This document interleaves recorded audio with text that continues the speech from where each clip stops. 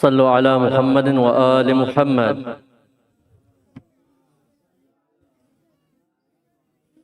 Inshallah, we will be starting off tonight's program with the recitation of the Holy Quran, for which I would like to request Brother Amir Ali. Let us welcome him with a loud salawat ala Muhammad wa ali Muhammad.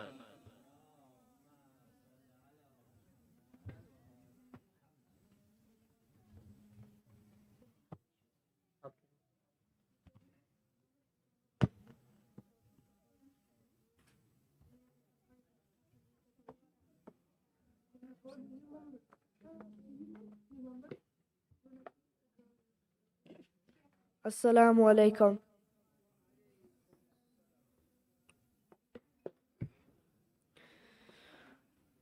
أعوذ بالله من الشيطان الرجيم.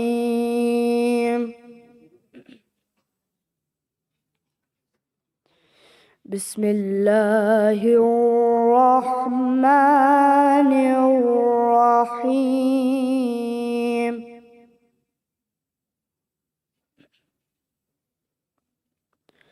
إذا وقعت الواقعة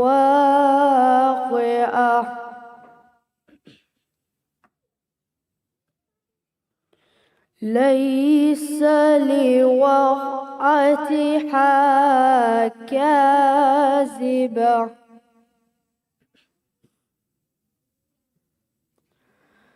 إذا وقعت الواقعة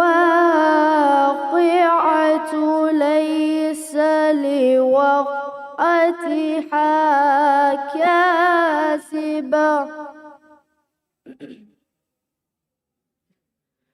ليس لوقعتها كاذبة خافضة رافعة إذا رجت الأرض رجا وبست الجبال بسا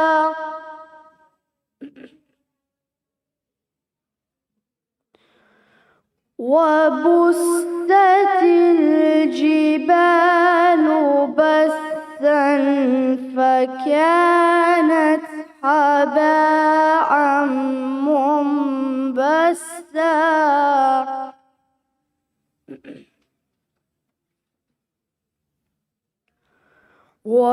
وكنتم أزواجا ثلاثة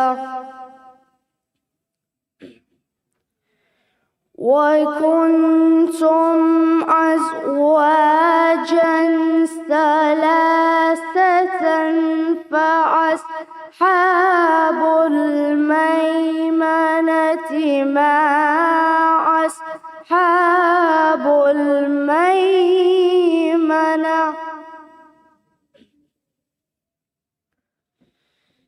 بسم الله الرحمن الرحيم إذا وقعت الواقعة ليس لوقعتها كاذبة ليس لوقعتها كاذبة خافضة رافعة إذا رجت الأرض رجا وبست الجبال بثا فكانت هباء منبثا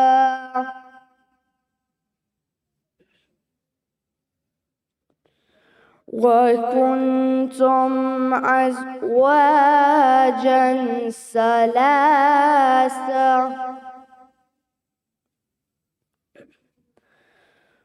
فأصحاب الميمنة ما أصحاب الميمنة وأصحاب المشأمة ما أصحاب المشأمة والسابقون السابقون أولئك المقربون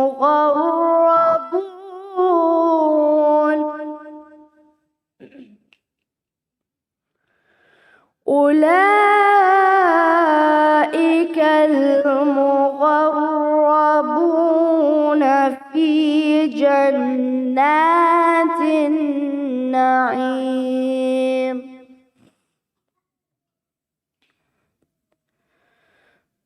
ثلة من الأولين وقليل من الآخرين على سرر موزونة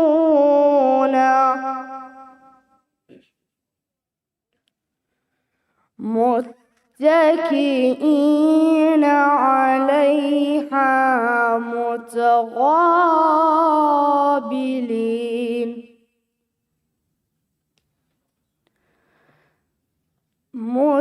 متكئين عليها متقابلين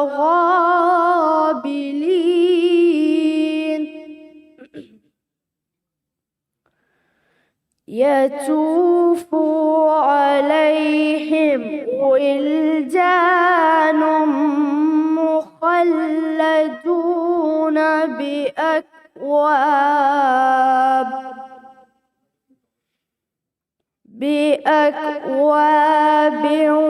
وعباريق وكأس من معين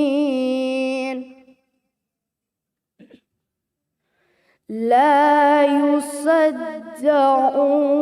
عنها ولا ينزفون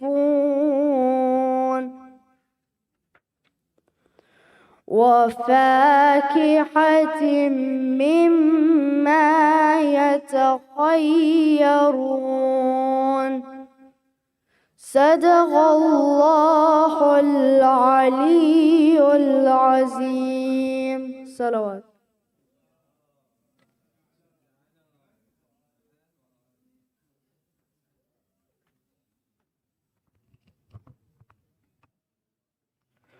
Thank you for that beautiful recitation of the Holy Quran. Let us have a loud salawat for Brother Amir. Allah. And inshallah, for those of you interested, tomorrow Sayyid will be holding a class in the afternoon at 12 p.m. in the meeting room. If you are interested, you can come at 12 and inshallah Sayyid will be here. And another announcement that we have is please don't forget to donate. As you know, the center is constructing the Sayyidah Zahra Hall in, next to the main building. So whatever you can do, that would be greatly appreciated. And I'm just going to read out the introduction to Sayyid. As you know, he's been here before, but for those attendees who haven't had the honor to listen to him, so Sayyid Abbas Razavian grew up in the greater Los Angeles area. He received his bachelor's degree in business administration from the Marshall School of Business at the University of Southern California in 2001. At the age of 21, he moved to Tehran to study in the Islamic Seminary of Tehran with the late Honorable Akhlaq's teacher, Ayatollah Mujtahideen. After the passing of his Akhlaq teacher, he moved to Qum to continue his studies in Islamic legal theory and law. After finishing the Hawza Islamic Seminary, he began the Bahth al-Kharij and studying Kharij for about 10 years. Altogether, he has studied for about 20 years in the Islamic Seminary. He has had English-speaking engagements throughout the United States. And without further ado, I would like to call upon Hujjatul Islam wal Muslimin, Sayyid Abbas Razavian, Let us welcome him with three loud salawat ala Muhammad wa ali Muhammad.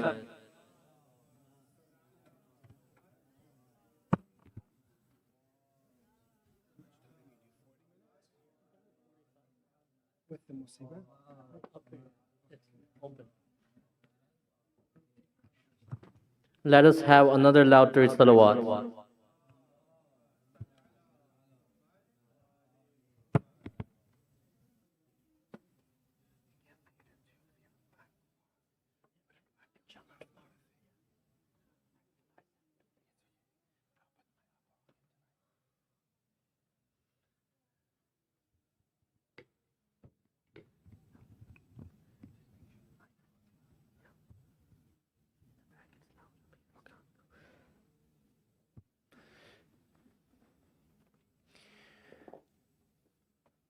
أعوذ بالله من الشيطان الرجيم بسم الله الرحمن الرحيم الحمد لله رب العالمين والصلاة والسلام على أشرف الأنبياء والمرسلين سيدنا ومولانا أبي القاسم المصطفى محمد اللهم صل على محمد وعلى أهل بيته الطيبين الطاهرين ولعنة الله على أعدائهم إلى قيام يوم الدين. I'm very honored to be here, to be at the service of Sayyidah Fatima alayhi salam, a holy lady that is the most significant lady in Islam. One that I view that all of us are in deep need of her grace and her guidance. We are all happy and should be proud the fact that we are invited to be in her majlis. Many times we go to Muharram, Safar, Majalis. But sometimes the Majalis of Sayyidah Fatima alayhi salam is madloom, is oppressed just like her. We need to build and teach people and educate them on the importance of Sayyidah Fatima alayhi salam and what role she has in building my future and my destiny. When you look at the narrations, we do not exactly know when she is buried. Some say, for example, when she was shahida and killed and martyred. Some say 40 days after Nabi. There's other reports 6 months after Ahlatul Nabi, after the passing away of the Prophet. Some narrations say 75, khamsa wa sab'een, for example. Some say 95. Some of the reasons why they say 75 and 95 is because they would not put dots in the old books. So sab'een, for example, is written the same way as tis'een. So therefore, 75 and 95 in the language looks exactly the same. So we do not know exactly what day she's buried. We do not know where she is buried, except for the Imam of the age. And that shows you how oppressed she is. That the best, you're telling me, the best lady that is ever created, the daughter of Rasulullah, we do not know where she is buried. Anybody here go to the holy city of Medina? They say when you're in Medina, walk softly because anywhere there's a possibility can be the grave of Fatima Zahra alayhi salam. Anywhere. And as we don't know what date she's buried exactly, martyred, where she's buried, also her qadr and manzalat and position is also not known for us. Some of the traditions say they equate her with Laylatul Qadr, the night of destiny. Because we do not, وَمَا أَدْرَاكَ مَا لَيْلَةُ الْقَدْرِ. You will not know what the night of destiny is. So you will not know who Fatima Zahra alayhi salam is. This night, I want to focus more about Fatimiyya because for some, it's still very not clear. What is it? What happened during these events?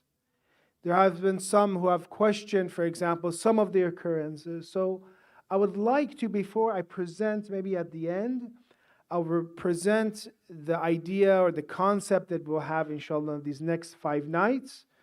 But I want to take you through some of the works of some of our scholars about what exactly happened during that time. So when you first look at Holy Quran and you want to see, what Fatimiyya is, first you have to know the person. And we said, first of all, we have to testify that we do not know how great she is. But we do have some verses in the Holy Quran that is about Sayyidah Fatima alayhi salam. So first, let's approach the Quran. Does anybody here know one surah, for example, or one verse about Sayyidah Fatima? Inshallah, we should know many. I'm going to give you two verses. One is the verse of purification. One is Ayatul Tathir, meaning that 33:33, when Rasulullah was presented with this ayah, this verse, he took himself, his daughter, Sayyidah Fatima, Imam Ali alayhi salam, Imam Hassan, Imam Hussein, put them under the cloak. It's called so-called Hadith al-Kisa. And he read the verse that Allah wants Ahlul Bayt alayhi salam to be thoroughly purified with tahirukum tathira, and to give them a thorough purification. To purify them from rijs, any type of sin, anything that is unclean. So therefore we look at this verse and we say, it is the verse of purification. Who is it for? For these five. In the tradition, even in Sahih Muslim, a Sunni source, it says one of the wives of the Prophet asked, can I be under this cloak? Can I be part of this? And the Prophet did not accept. So therefore, we learn from this verse, when you say that God wills for you thorough purification, and it is the will of God. There's two types of wills. This is a little technical, just going to throw it out there for those that understand it. If it's a legislative will, that's for everyone. Allah wants everyone to be purified. That's not what the verse is talking about. Legislative, Allah doesn't want any of you to sin, right? Does God want His creation to sin? No. So that's al-irada at-tashri'iyya. God wants everyone not to sin. But here it is al-irada at-takwiniyya, meaning Allah does not will as if kum fayakun. God wills and it is. It's irada at-takwiniyya, meaning God wills you not to sin. And if it's the will and desire of God for you not to sin, she will not sin, Ahlul Bayt will not sin, alayhimus salam. So this verse shows by the irada and will of Allah, you're thoroughly purified. So who other verse do we have that shows that you're infallible, you're sinless, you're ma'soom? This is one verse. The other verse is the story of Mubahila. When the Christians came from Najran, they came to challenge the Prophet, and they said, we will have a prayer competition. We will make dua, you will make dua. Whoever is right will win. So the Christians, some say 70, maybe 100 of the elders, religious Christians from Najran came with, these were pious individuals. They came to make dua and prayer against the Prophet. At that time, the Prophet was instructed to bring your women, they bring their women, bring your sons, and they will bring your sons, they bring their sons, and bring yourselves, and they will bring themselves. Three categories of people: sons, wives, women, sons, and self. For interesting, says nisa. Nisa, those who speak Arabic, means what? Women, in general. But he only brought one person. This is amazing, because everyone was waiting. Who is the Prophet going to bring to make dua against them, to save Islam, to save the reputation, because Islam is in danger. Therefore, Rasulullah brought, by the command of Allah, one lady, because there is no equivalent to her. It's not as if, say the Fatima and a group of the pious ladies. I want you to imagine, during this time in Medina, how many pious ladies there were. This is not the beginning of Islam. This is Islam in Medina that was well established. But Rasulullah only brings one person, because nobody is equivalent to Sayyidah Fatima. Nobody even deserves to have their name mentioned beside her. Then for sons, Rasulullah did not bring anyone else, even though they're very pious sons of Islam, but brought his grandsons, Imam Hassan and Imam Hussein. This is according to Sunni tafsir as well. And very interesting for selves, to bring yourselves. Rasulullah could have just came him by himself. But with himself, he brought Ali ibn Abi Talib alayhi salam, anfusana wa anfusakum. Meaning that Ali alayhi salam, according to Quran, is the nafs of the Prophet, is the soul of the Prophet. Once one person came to me and says, in our masjids, they bring the status of Imam Ali so high. They say he's so high. I believe as he's an Imam, but why do they bring his status so high? The Maulana that came here, he came and said that Imam Ali is higher than the other prophets. So the Imam Ali is higher than Prophet Ibrahim, higher than Prophet Musa. And I said, do you want me to answer this by Quran? He said, okay. And I said, is the nafs of the Prophet higher or Prophet Ibrahim? He said, well, the soul of the Prophet is higher, obviously, because nafs means the soul, the same thing. Like Arabic, you say nafs shay, same thing, the soul of the Prophet. So Quran mentions that Imam Ali alayhi salam, according to Shia and Sunni, is the nafs and soul of the Prophet. Therefore, the soul of the Prophet is higher than all the Anbiya. And therefore, as Ayatollah Milani says, once you are the soul of the Prophet, also you inherit all the positions of the Prophet. What positions did the Prophet had? Prophet Muhammad had the position of tafsir of Quran, position of explaining Quran, position of explaining deen, position of akhlaq, position of judgment, position of being the imam of the ruler of everyone. So Imam Ali inherits all these because he's the nafs and soul of the Prophet, except ma kharaja bid-dalil, whatever is excluded by proof, which is there's no nabi, he's not a prophet. La nabiyya ba'di. So he acquires, according to this verse, every quality of Rasulullah. Ma'mun comes to Imam Rida alayhi salam and asks him, in the tradition it has, what is the highest verse of the Holy Quran about Imam Ali alayhi salam?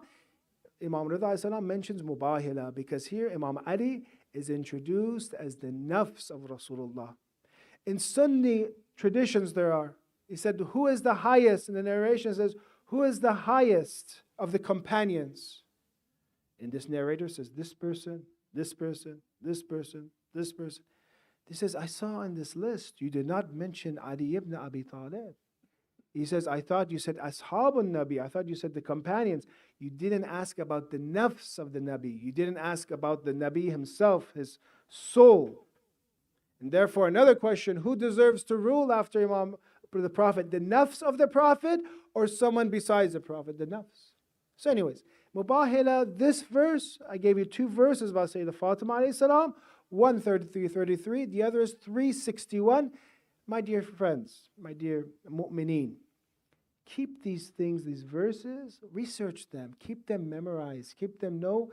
When they ask you a question like this, you'll know the position of Maqam Sayyidah Fatima alayhi salam from Holy Quran. And there's many others. Surah Al-Khoei, for example, verse of It'am. But know these verses about Ahlul Bayt alayhi salam, and know about Imam Hassan, Imam Hussein, what verses there are, about Imam Ali, what verses there are, so you can prove your ideology by Holy Quran. So these two, from Quran, she is the best of ladies, because the Quran says, bring your ladies for dua, you bring the best. You're not going to bring medium or lowest, you're going to bring the best. So she's the best, and it's plural, meaning no lady is equivalent to her, and tatir means she is immaculate and sinless and infallible. Please recite salawat ala Muhammad wa ali Muhammad wa ajil faraj.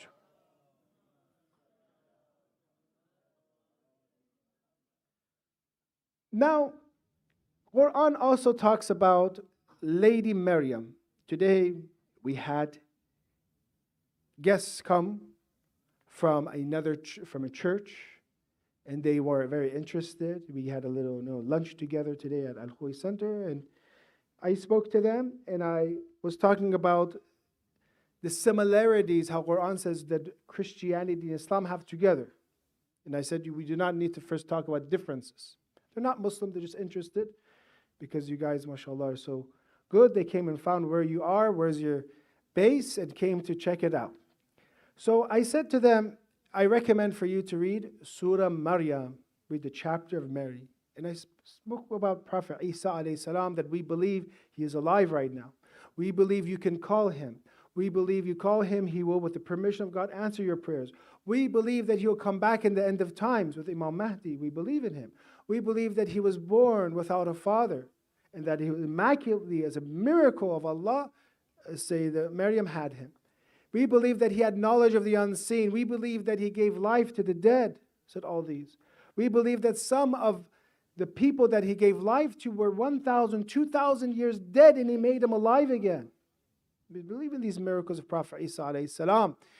And when the Quran talks about Sayyidah Maryam, says, إِذْ قَالَتِ الْمَلَائِكَ يَا مَرْيَمْ إِنَّ اللَّهَ اسْتَفَاكِ وَطَهَّرَكِ وَاصْطَفَاكِ عَلَى النِّسَاءِ الْعَالَمِينَ. When the angel said to Maryam, we have chosen you and purified you, and we have chosen you above the world's women, you are the best lady. Then the tradition from the Prophet then says, Inna Maryam Sayyidat Nisa Alimaha, Sayyidah Maryam is the chief lady of her time period, of her world. Wa inna Fatima Sayyidatu Nisa al-Alameen. She is the chief of all ladies, the highest of all ladies of all the worlds, of all the creation. Please recite another salawat ala Muhammad wa ali Muhammad wa ajafajah. Or the tradition from Allah, Hadith Qudsi, Inna Allah yaqul, Allah says, لو لم أخلق عليان عليه السلام لما كانت لفاطمة ابنتك كف على وجه الأرض. Allah says to the Prophet, if it wasn't for Fatima, Ali alayhi salam would not have a kuf, would not have a peer in this world for him. So the ulama, they think about these narrations, say, what does this mean? Say the Fatima is the peer. It means this. Whatever tradition and manaqib or manqaba you have for Amir al-Mu'mineen alayhi salam, it also applies to say the Fatima, because according to this tradition, they are peers, they're equivalent to one another. When someone is an equivalent of the other, however, if you praise one, as if you praise the other. So all those fada'il of Amir al-Mu'mineen alayhi salam that Ahmad ibn Hanbal says, who is Sunni, he says there's no companion of the Prophet that has as many manaqib as Ali ibn Abi Talib. All those manaqib that, for example, if you want to see Adam, for example, in his knowledge, if you want to see Nuh in his azm, for example, Ibrahim, it's called Hadith al-Tashbih, the Hadith that Shia and Sunni bring, that if you want to see these great qualities of these great prophets all in one person, فَلْيَنْظُرْ إِلَىٰ, look at Ali ibn Abi Talib alayhi salam. Look at Ali if you want to see Adam, Nuh, Ibrahim, these prophets. Look at Ali alayhi salam if you want to see the great characteristics of these. This also applies to Sayyidah Fatima alayhi salam, because the Quran here, the hadith is saying, if it wasn't for Fatima, Imam Ali wouldn't have a kuf, wouldn't have a peer.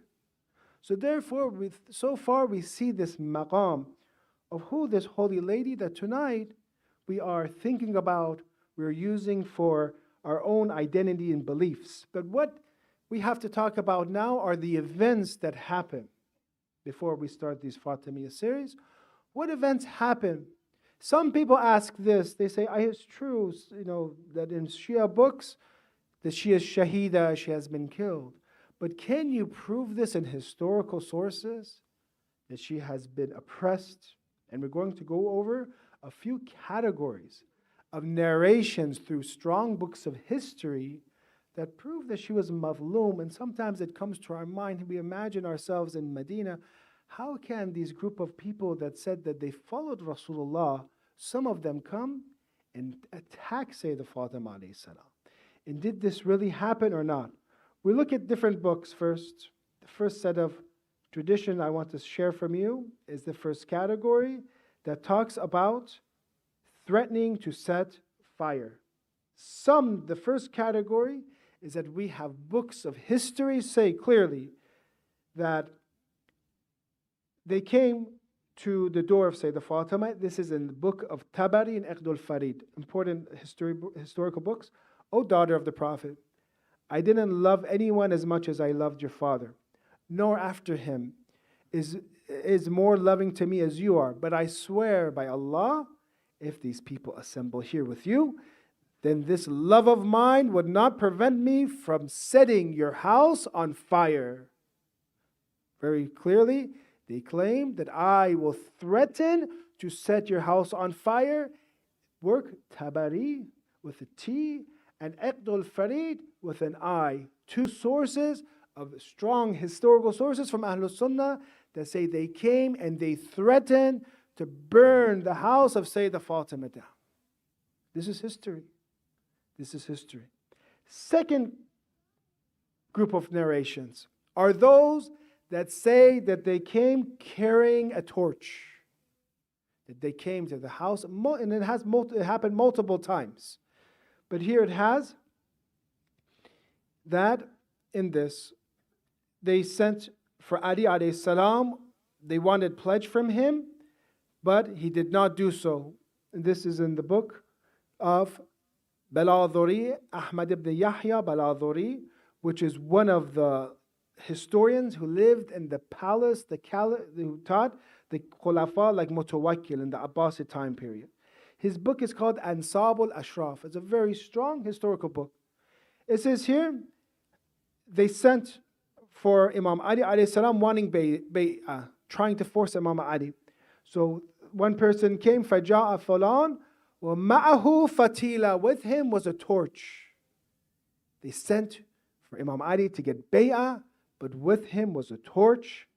Therefore, then it says, and Fatima alayhi salam came to the door, Fatima فَتَلَقَتْهُ Fatima. Remember, during these majalis, do not wait for me to recite the musibat for you. All of this in Ayyam and Fatimiyya is a musibat.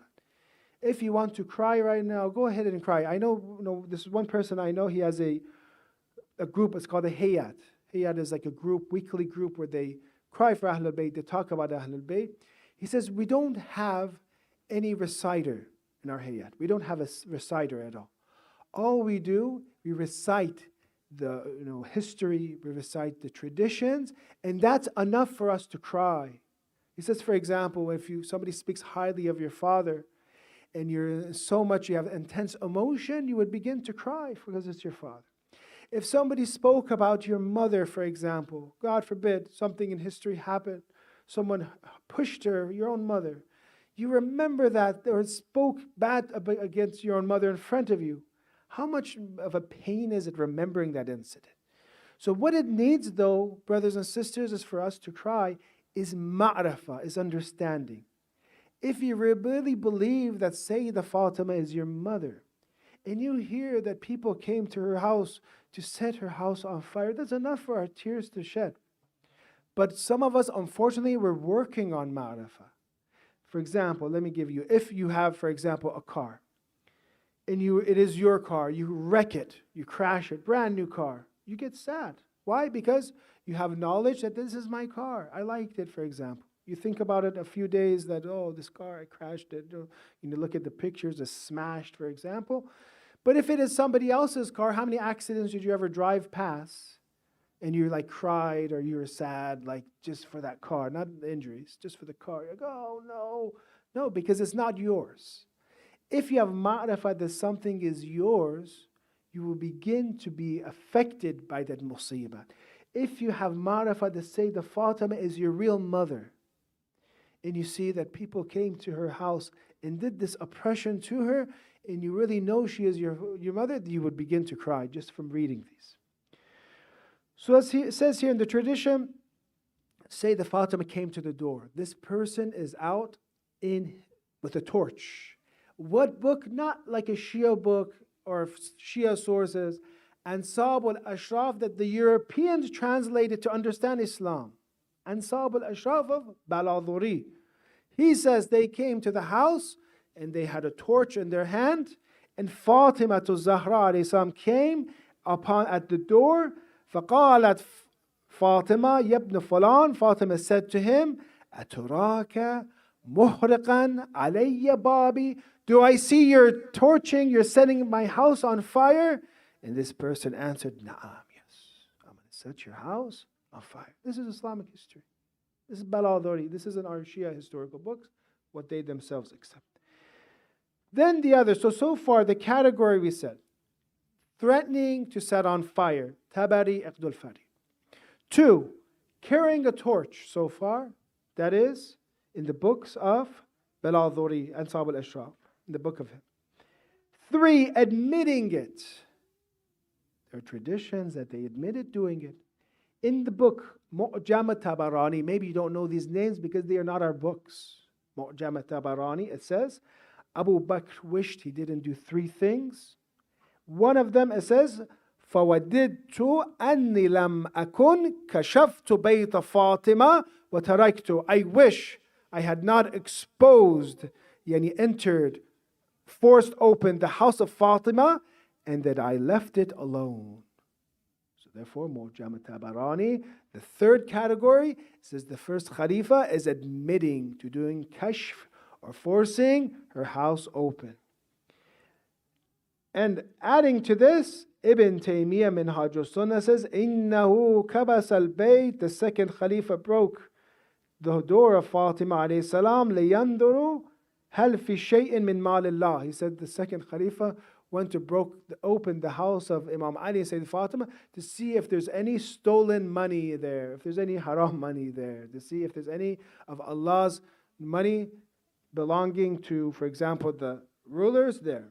So far, this I think is a good way for us to realize that, remember, when you talk to people, individuals, you have to talk with strong evidence. And so far, we gave you three categories of narrations from Ahlul Sunnah sources: historical, threatening, having a torch, and the last, admitting to it. Now, as a Muslim, it's important for me to have my own ideology.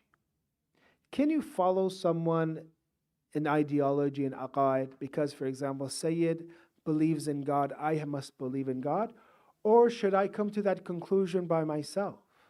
I can get guidance, for example, from brother, and I can get words from him, but at the end of the day, my knowledge has to become iman, meaning I have to take that knowledge and believe in it and accept the consequences of it. That is knowledge. So when it comes to belief, we do not follow, do taqleed to others. When it comes to practices, I have a mujtahid, I have a marja, I have the most qualified, I follow him because he did the research. But when it comes to being a Muslim, what religion, I have to always be in the quest of finding the truth for myself. And even when it comes to details about deen and belief, I have to research it myself and come to that conclusion. Yes, I can use the guidance of scholars and their books, but at the end, it is up to me to believe. Now, as a follower of Ahlul Bayt, what is one of the strongest proofs from Fatimiyya that I can use? If somebody today came to me and said, why are you Shia? In a way that you want to defend your madhab, because usually we are the minority. Not always. Usually we are the minority. Somebody comes to ask you. This argument that I'm presenting for you to learn from Fatimiyya is a very short argument. It's a triangle argument. It is one that I learned from my teachers and I used in Saudi Arabia. Once I was in Hajj in the years of, I think it was like the third or fourth or fifth year of my Hawza.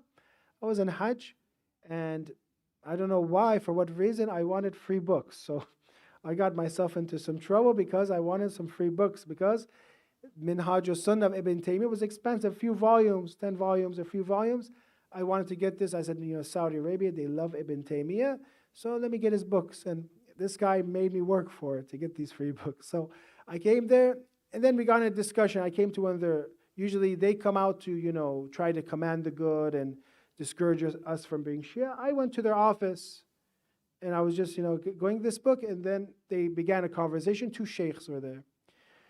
And they began a conversation about, Shiism, and they brought some of their own students, and I answered from, when I went to Hajj, I had brought books and books, because I want to debate, and I was young, and I had all these notes for me, like flashcards and all these things here. But I was not silly to say, I'm a student of the house. I just said, I'm just visiting, or I'm just coming for Hajj. I didn't, mention. So it was a conversation we had one night. It was 2 nights. And, part of that conversation was this, about, say, the Fatima alayhi salam, and this argument that later on, then the second night they brought a stronger scholar, and I'm just, again, like 3rd, 4th, 5th year, that he says, he came to me and said, I have your books, I read your books, I teach theology in, the Hawza in Medina, Jamatul Islam, it's a Hawza of the Salafis in Medina. I have this, teacher, I have your book, Sheikh Tusi, all these, started naming our books as I read them. I presented this argument to him, and he called it a night. I didn't leave. He said, that's enough, and I have to leave. So this is an argument that I use myself, learn from our teachers. One argument is this from Fatima Zahra alayhi salam. Is this tradition? You can memorize it easy. أما ترضين أن تكوني سيدة نساء أهل الجنة. Are you not satisfied, Fatima Zahra? The Prophet said that you are the chief of the ladies of paradise. This is the first pillar of this argument. One, that she is the chief of the ladies of paradise. Sahih Bukhari and virtues and merits of the Prophet in that Kitab al-Manaqib. So remember this. Sahih Bukhari first says this. Sayyidah Fatima is going to heaven. Not only that, but the highest level of heaven. Question. When somebody is told will go to heaven, can they make big mistakes? No. Can they do anything wrong? No. Because they are an example. They are the highest. They are the foremost. As-sabiqun, as-sabiqun. They're the first ones that go and get something that is right. They're the first ones. So far keep this in mind. When it comes to big events and big decisions, Sayyidah Fatima, according to this, cannot make a mistake because she is the highest level of paradise. 2. وَمَنْ مَاتَ وَلَيْسَ فِي أُنُقِهِ بَيْعًا مَاتَ مَيْتَةً جَاهِلِيَّةً Sahih Muslim. Whoever dies and doesn't have on his neck bay'ah dies ignorance. Jahiliyyah means pagans before Islam. They die as idol worshippers. Two traditions, Sahih Bukhari, Sahih Muslim. One is the position of Sayyidah Fatima being the highest of the ladies of paradise, of people of paradise. The second of ladies of paradise, the second is that whoever does not do bay'ah to the imam of their time, allegiance to the imam of their time, dies as an ignorant person, as a mushrik. Can Sayyidah Fatima alayhi salam be the chief of the ladies of paradise, but not have done bay'ah to the correct imam, or else she dies the death of ignorance, right? So if we're going to follow her footsteps, because she has the highest position, and that this is such an important matter, you die as an infidel, for example, polytheist, then we know for sure, Sayyidah Fatima alayhi salam could not have made a mistake when it comes to bay'ah. She cannot go to heaven and also not do bay'ah, according to these two traditions. So let's see the third, which is the final of this argument, is let's see what she did then. Then who did she do allegiance? We know from the tradition, from Bukhari, that she did not give allegiance to Abu Bakr. She did not, Abu Bakr was not her imam. Why? Because it says here in Bukhari, فَوَجَدَتْ فَاطِمَةَ عَلَى أَبِي بَكْرٍ. She became angry with Abu Bakr. فِي ذَلِكَ فَهَجَرَتْهُ. She kept away from him. فَلَمْ تُكَلِّمْهُ حَتَّى تُوَفِّيَتْ. And she did not speak to him until she died. Is that the way that someone does bay'ah to their imam, to their leader, to their khalifa, is that you do not talk to him until you die? Or if this matter is so important on your neck that you have to obey completely because you have to know the imam of your time. So from these three traditions from Bukhari and Muslim, we know that the decision that Sayyidah Fatima made was not Abu Bakr. And from the process of elimination, we know there's two schools of thought. The Khilafat system is not one she chose, therefore she chose Amir al-Mu'mineen and the Imamat system. Very strong argument. If somebody asks you why you're Shia, you put these three hadith together. One, she is the highest of ladies of paradise. It means she's infallible. It means that she has the highest, not necessarily infallible, but she made the right decisions. She has the highest level of paradise. 2, choosing the wrong imam or not choosing the correct imam. Not having the correct imam means you go to the age of ignorance. 3, Abu Bakr was not her imam, was not her caliph or caliph. So therefore, this is one way for us to benefit from Sayyidah Fatima, is to say that we want to follow the footsteps of her. Who is your imam? The one who Sayyidah Fatima alayhi salam did bay'at with. Please recite Salat ala Muhammad wa ali Muhammad wa ajafajah. So far in this night that we're introducing Fatimiyya, we talked about different historical sources that talked about her being threatened, her house being threatened. 2, sources that said that they had a torch, and 3rd, admitting that they had set her house on fire, admitting that they had opened the door or opened her house. Then we talked about using Fatimiyya in our own Islamic beliefs to make us a follower of Ahlul Bayt alayhi salam by saying that she obviously did not follow the Khilafat system. There's 2 systems in Islam, Imamat or Khilafat. She did not choose the Khilafat system. The last part of tonight's speech, or presentation, I want to show you from a very interesting tradition in one of our great books, Al-Khoei. Khulaini's Al-Khoei, one of our great books of hadith. There's a tradition that once a person came to Imam Jawad alayhi salam, our 9th Imam, and his name is Musa ibn Qasim, this narrator, and he had a question in his mind. His question was this, maybe this is a question you have. He says, can you do tawaf? Can you go around the Holy Kaaba and give that as a gift to the Imam? Can you do that, for example? Today, you want to just do tawaf. Just want tawaf, by itself is rewardable. It's act of worship. Just want to go around, not today or say next week, or those that are going to Umrah. There's a Umrah. Some of you, I think, are fortunate, alhamdulillah, are going to go to Umrah. So you're going to do tawaf, and you're going to give that as a gift to the Imam of the age. So he asks this, and Imam Jawad alayhi salam, the narration Al-Khoei, says, yes, you can do this. So then he goes and comes back. And then he mentions what he did. He says that, something happened in my heart, in my mind. I thought I should do this. The first day, I said days. The first day, I did tawaf. I gave it for Rasulullah. The Imam here mentions sallallahu ala Rasulullah.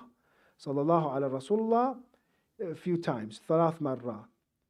Then he says on day 2, I did tawaf the entire day, or whatever I did tawaf. I gave it to Amir al-Mu'mineen, the first Imam. Then day 2, Imam Hassan. Day 3, Imam Hussein. Continuing all the way until the last day, I did tawaf for you. وَالْيَوْمَ الْعَاشِرِ أَنْكَ يَا سَيِّدِي. The 10th, I did it for you. So Imam Jawad alayhi salam is the 9th Imam. 9 plus Rasulullah, which is the first that he did, is 10. So on the 10, I did for Imam Jawad alayhi salam.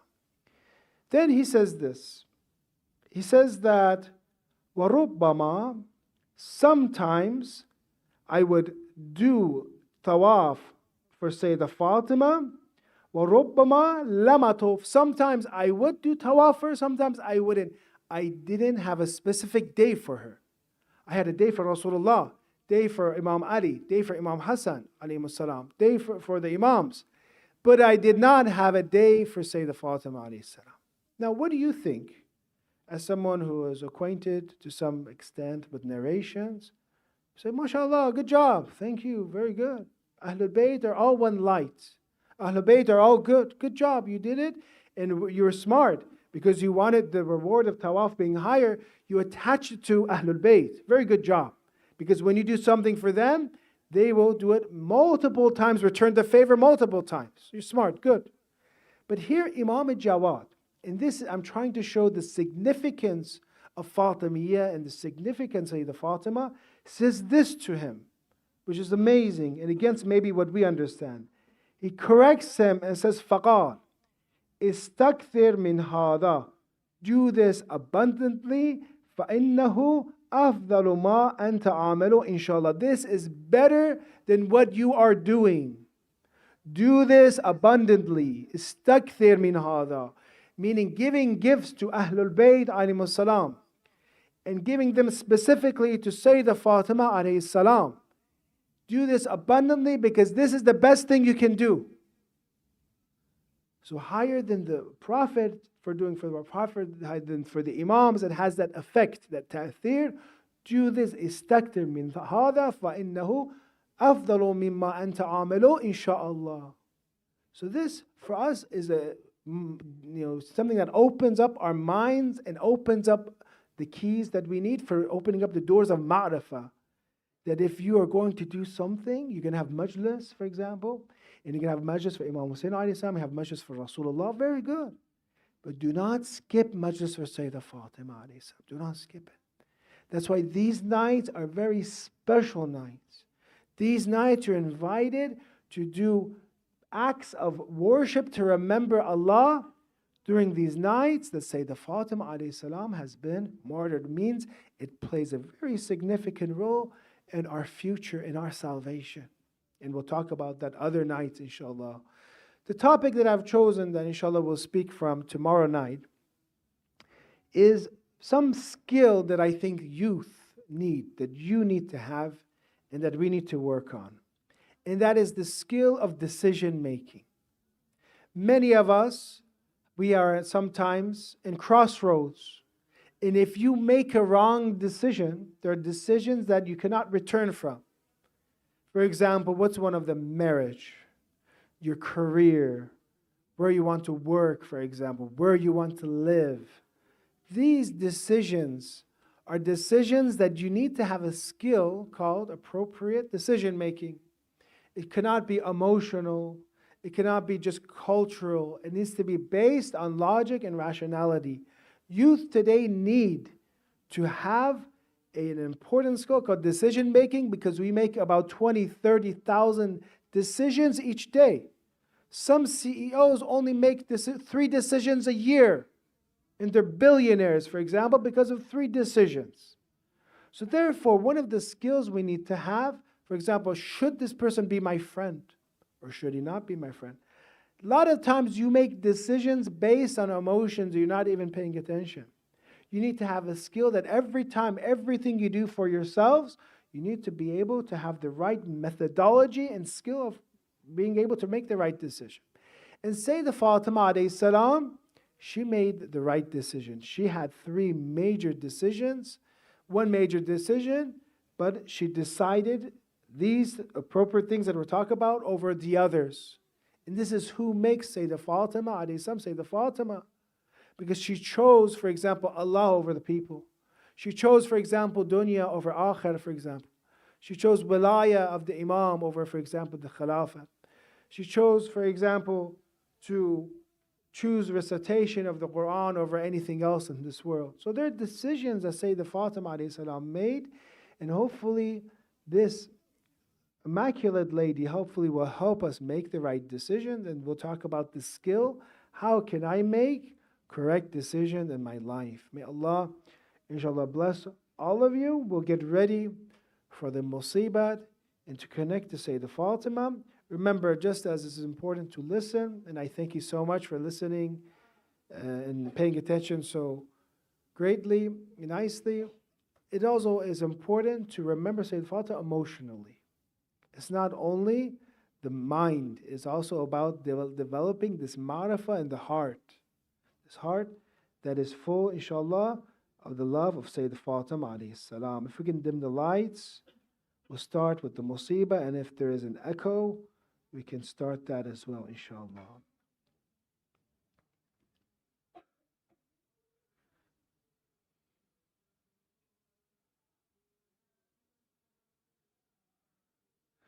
Bismillahir Rahmanir Rahim. We make this intention for this dhikr musibah, for the Imam of the age, for the faraj of Imam al-Zaman, inshaAllah, for the protection of our ulama and scholars, and for our marhumeen, inshaAllah, that have left this world. Said that Imam Jawad said, Istakthir min hada, do this abundantly. We don't want to be deprived from the shafa'at and salvation of Sayyidah Fatima. That day when she'll choose the Shia, before entering heaven, she'll wait and ask about the Shia and the Shia of my Shia. And that day, on the day of judgment, she will choose the sinners of the Shia and will take them to heaven. And everybody wishes they were part of the Fatimiyun. Assalamu alayki ya mumtahanatum tahanaki alladhi khalaqak.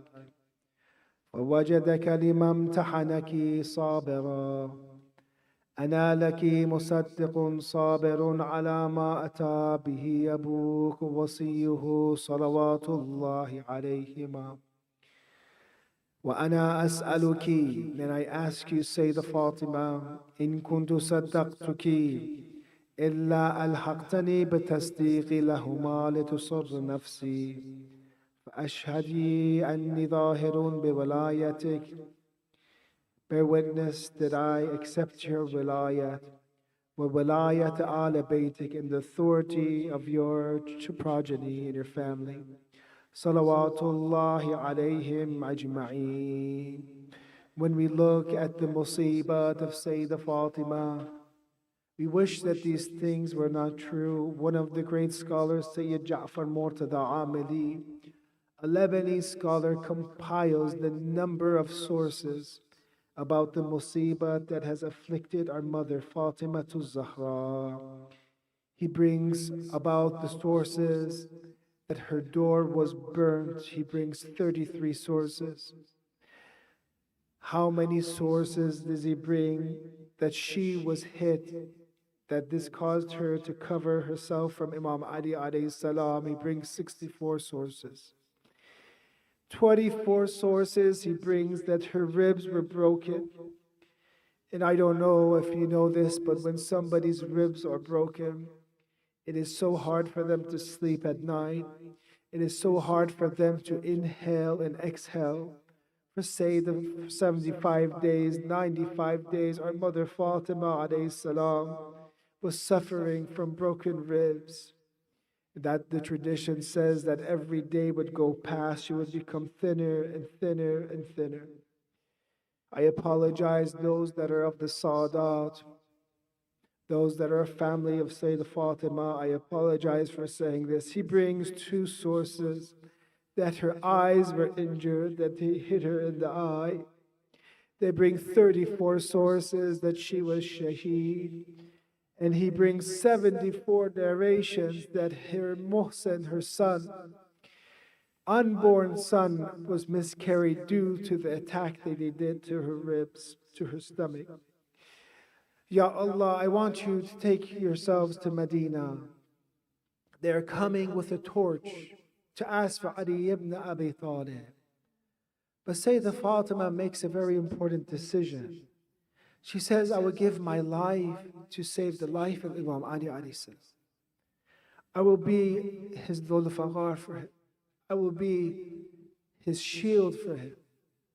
So when they come to enter the house of Sayyidah Fatima, she comes forward to address them, to protect Amir al-Mu'mineen alayhi salam.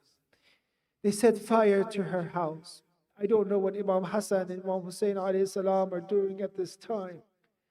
But I want you to imagine how one lady at the age of 18 is trying to hold the door so that a mob of 20, 30 people, a mob of 10 people do not enter. Now I want you to imagine how one who is pregnant, holds on to the door because they don't want to put the pressure of the door on their stomach because their child is there. A mother is trying, her entire duty is to protect the baby. So she is holding and pushing the door while they are pushing back. And possibly here she is maybe using her holy head to push forward on the door. But unfortunately, her force is not enough. And how the tradition has, here Shahristani in Milal al-Nihal mentions, Inna Fulan, they come and they kick open the door. When they kick open the door, she is behind the door. How does an open fly open? She gets pressed between the door. She gets pressed between the door and the wall. At that time they come and they attack, say, the Fatima alayhi salam in the book of Shahristani Milal wa Nihal. وَضَرَبَ بَطْنَ فَاطِمَةَ يَوْمُ الْبَيَّةِ, and they strike the stomach of Sayyid Fatima. حتى ألقت جنينها الجنين من بطنها, until she miscarries Muhsin. وكان يسبح أحرقوا يسيح أحرقوا دارها, then they yell, set fire to her house. بمن فيها, and set fire to the house and whatever is in it. وما كان في الدار غير علي فاطمة ولا حسن Hussein, they're setting fire to that house. That Rasulullah would mention the verse of purification. Rasulullah would talk about Hadith al-Thaqalain, about this house of light. They came and they entered the house of Sayyidah Fatima, and they made our lady Sayyidah Fatima, our dear mother, Shahida. Inna lillah, inna ilayhi raji'un. Please join us for inshallah more azadari and more matam inshallah if it's available. Please salawat ala Muhammad wa ali Muhammad wa ajal farajahum.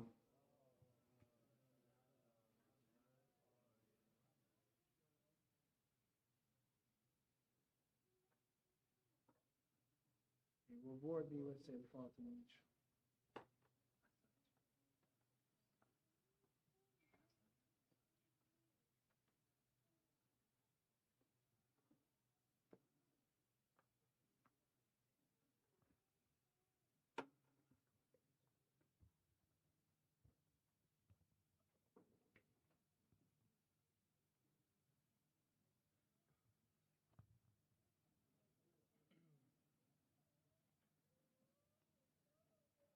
If no one else will mourn you with me, I'll mourn you alone. Your broken ribs and your burning home. All this love and solace of you is known. The tablet and the pen attest to you. The secret of secrets rested with you. Allah sent from the throne blessings to you. Ayah after ayah came in your name. Sallallahu alayhi ya Fatima. Sallallahu alayhi ya Fatima. Sallallahu alayhi ya Fatima. Sallallahu alayhi ya Fatima. Everyone start together, please. Sallallahu alayhi ya Fatima. Sallallahu alayhi ya Fatima. Sallallahu alayhi ya Fatima. Sallallahu alayhi ya Fatima. How did the door to heaven fall victim unto the flames? How did they look at you with no shame? How they raised their voice and said your name? Alhamdulillah, as much as the rain. Alhamdulillah for my every pain. Alhamdulillah, you gave me Hussein. Alhamdulillah, hamd shakirin. Sallallahu alayhi ya Fatima. Sallallahu alayhi Fatima. Sallallahu alayhi ya Fatima. Sallallahu alayhi ya Fatima. His silence spoke, indeed we gave you the Kauthar soul. Praise to God and sacrifice a soul. Surely the very one is your foe. The road to Allah is taken in road. The hope for the hopeless struggles to hope. His cheeks with tears only twice they were soaked. In sajda and when you wash your blood. Sallallahu alayhi ya Fatima. Sallallahu alayhi ya Fatima. Sallallahu alayhi ya Fatima. Sallallahu alayhi ya Fatima. Sallallahu alayhi ya Fatima. Sallallahu alayhi ya Fatima. Sallallahu alayhi ya Fatima. Sallallahu alayhi ya Fatima. In the corner weeping when you saw her broken grave. How will you tell your children this? How will you stand up again and pray? Did you bury her on Medina's plains? Did you bury her at Haramain? Haidar reports to bring back heavy pains. She's buried in the heart of all the mu'mineen. Sallallahu alayhi ya Fatima. Sallallahu alayhi ya Fatima. Sallallahu alayhi ya Fatima. Sallallahu alayhi ya Fatima.